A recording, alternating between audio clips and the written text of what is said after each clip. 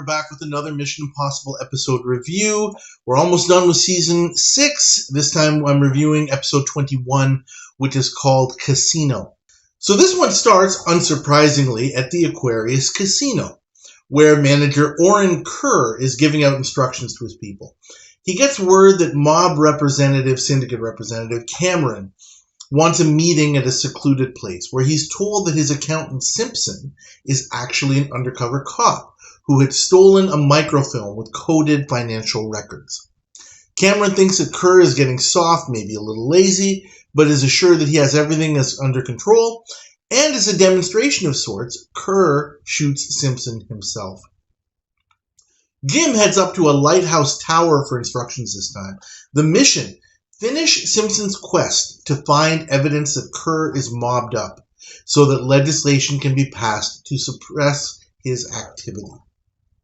Kerr has spent $2 million on an automated and secure vault, and the IMF discusses their preparation in Jim's apartment. Cameron checks in with his man who's listening to Kerr's bugged office, and Jim gets Casey to lower a wire to him through a vent down to the room with the phone system, so that the IMF is tapped in as well.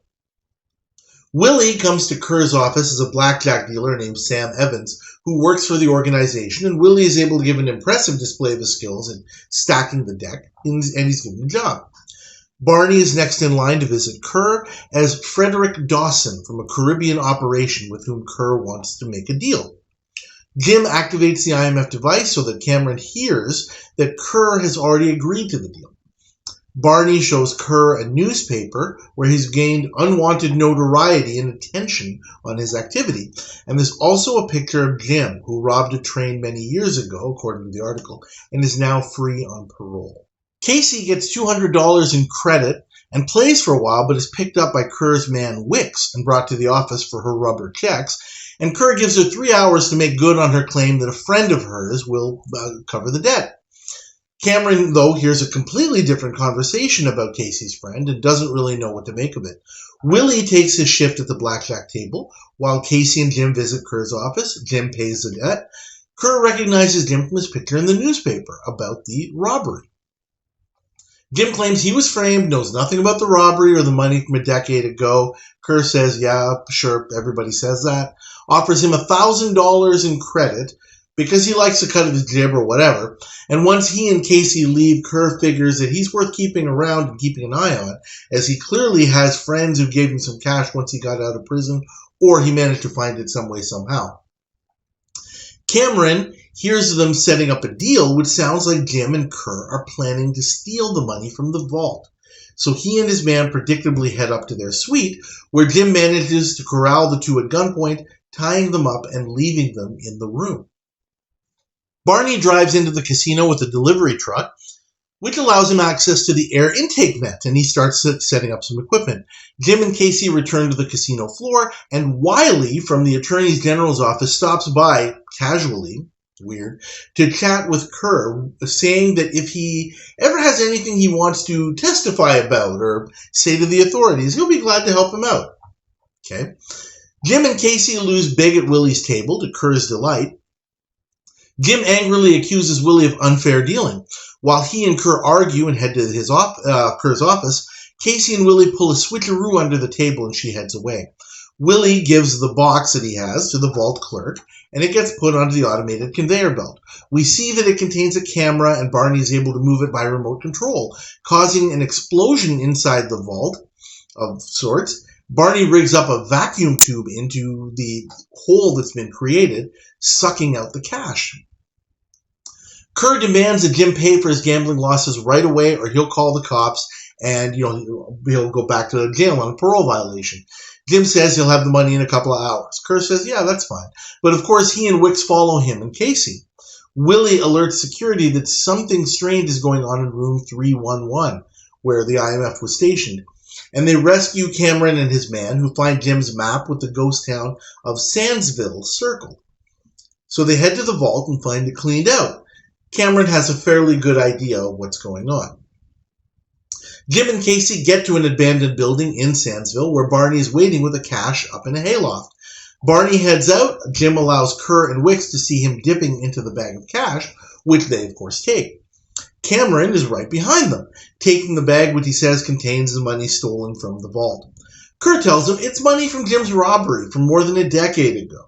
But Jim is disinclined to help Kerr corroborate his story in any way after the threats that he made. Cameron looks at the bills, most of which were printed in the 1960s. Barney bursts in as Dawson, saying he wants the money and doesn't care where it came from.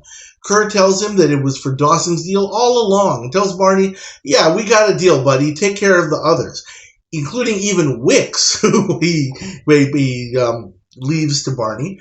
The three thugs are locked in a closet. Kerr and Barney head out to find Wiley there, who offers Kerr a ride to testify to the legislature again. Or, of course, he could just wait there until Cameron gets out of that closet. Kerr wisely decides he'll join Wiley, and Willie comes by to pick up the rest of the IMF. Mission accomplished. I'm going to give this episode a grade of a D+, kind of on the border of C-. That's about where I think it should sit. Some good things about it. The heist scene is visually quite good, with Barney hooking up that vacuum to it to suck out all of the cash and everything, and having that little, the tube with the little clips so that it fits right into the hole. That was kind of neat. A lot of what's in this episode is derivative of techniques and ideas from past episodes. I mean, it's gotten to the point where, the writers have to rely on a lot of that. So that was good. That reminded me a lot of the episode The Mercenaries from back in season 3, where that one was a gold heist, if you remember, and the IMF ingeniously managed a way to tap in to a gold vault and basically suck the gold out, literally, by melting it. And that's what this is shades of here. There's obviously a big similarity between this episode and the episode from season 3 that was called The System, if you remember that one. And there's an interesting similarities and some contrasts. That episode, The System, also took place almost entirely within a casino. And, the IMF's mission and the techniques that they used were different, but a lot of the ideas were the same. I'll talk a little bit more about that a little bit later. Also neat, I found it good the way that the IMF, had kind of staged it so that Cameron and his man, when they come to the IMF's hotel room, Jim is right there and is able to, get the jump on them, so to speak, and tie them up. That was really, really well staged and well done. Also very, very neat. I've been noticing this a little bit more. I think it was pointed out by Tom Bennett on the Facebook group. This is another episode, much like the previous one in Double Dead, if you remember that one, where we get towards the end another thing called the Cassandra Truth, which is always interesting.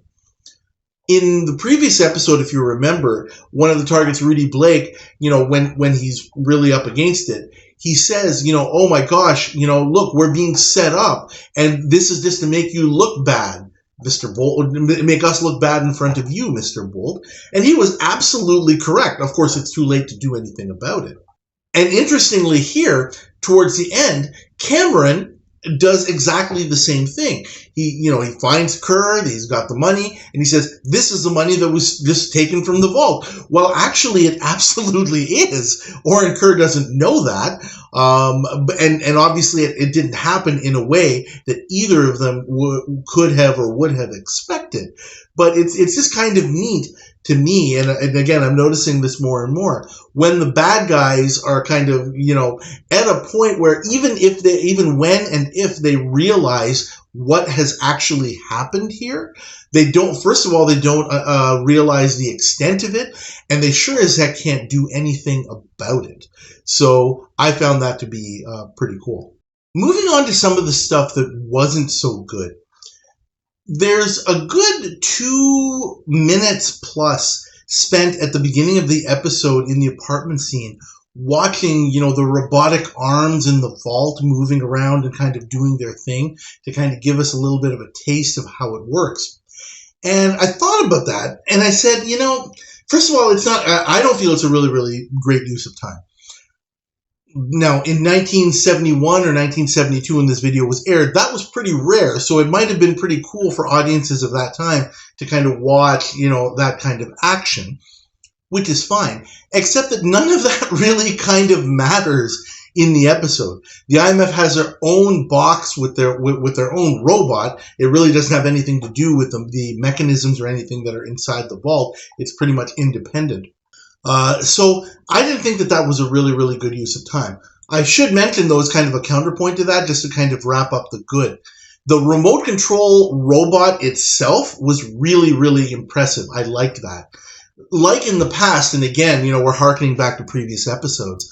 I remember back in the season 2 episode, The Condemned, where Barney had basically created a remote control car. That was impressive enough in and of itself just to be able to kind of make a car out of parts. But the remote control to me was even cooler than that, and it had gears and everything. And here he's got the same kind of thing. It's got legs, so the thing can kind of roll itself over because it's going to fall off of the belt. That's by design. And then, Barney's going to have to maneuver it around. I thought that was actually pretty cool. However, some of the action, especially at the beginning, where we see the camera in the vault, before the robot actually goes in, the IMF robot, that wasn't really the best use of time, in my opinion. I'll also point out, Jack Cassidy as Orin Kerr is good. I already alluded to the episode from season 3 called The System. In that one, we had the character Johnny Costa, played by James Patterson. And I really like Jack Cassidy here. He conveys the proper vibe as a casino boss. The words I used when I did a little brief write-up were, he's kind of a lively maverick, compared to kind of the stoic and stoid Johnny Costa, as a casino boss from The System, that episode. Jack Cassidy acts like he belongs there. James Patterson seemed like a fish out of water completely. And that was quite the downer from that episode.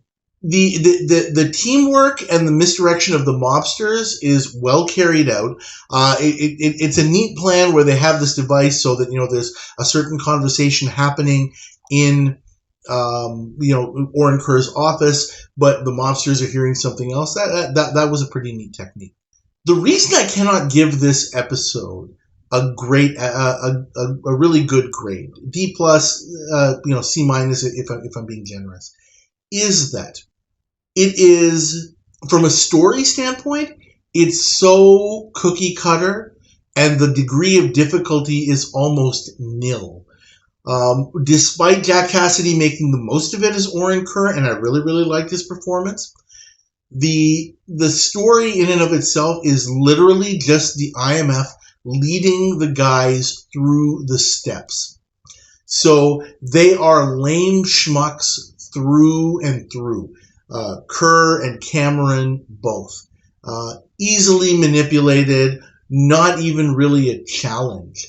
And that was really kind of disheartening because it's another one of those ones where it feels like there's some potential here that has been lost. There could have been more when you have a guy who, like Jack Cassidy, who fits that role so well, and I really wish that more had been made out of that. There's also some weirdness in the plot, which I don't like. And I kind of clued into it when there was that brief scene where this guy Wiley appears from the state attorney general's office. Oh, that's pretty random. Like this guy just stopped by the casino to say, hey, if you ever want to testify about something, give me a call. Like, what? That is not something that happens in the real world. And again, to go back to previous episodes, it does remind me of the episode Shape Up from earlier this season, where, you had a guy on the docks who was working for the syndicate. Frank Delaney was his name. And, he had a buddy who he had grown up with in the police department. But in that one, there was some foundation laid for that. And I think that's what was lacking here. Had Wiley been in that apartment scene, That might have made a little bit more sense because then we would know who he is, and it wouldn't seem so random for him to just show up. Here, he just kind of shows up out of nowhere, and then he appears again at the end, and it's just way too random, and that clued me into, I think, a more overarching problem, which is why the grade for this episode is relatively low. It really seems to me, and this has happened multiple times this season, that the mission, I've commented on how a lot of missions have been very kind of subjective and vague, right? Rather than, even the put this guy out of business is, subjective, but it's not too bad. But others of them, like, for example, Committed from a couple of episodes ago, rather than saying your mission is to make sure that this guy goes to jail, the mission is actually just to make sure that Lady Nora Dawson is able to be a credible witness. Here we have kind of the same thing. The state legislature is going to meet soon, and they want to pass a bill, an anti-corruption bill. And, you need to get some evidence, that's what we're told, to make sure that bill passes. Okay, so the IMF decides to do it in this way by turning Kerr state's evidence. Okay, but the problem that I have with that is that the mission seems to fit the action instead of the other way around.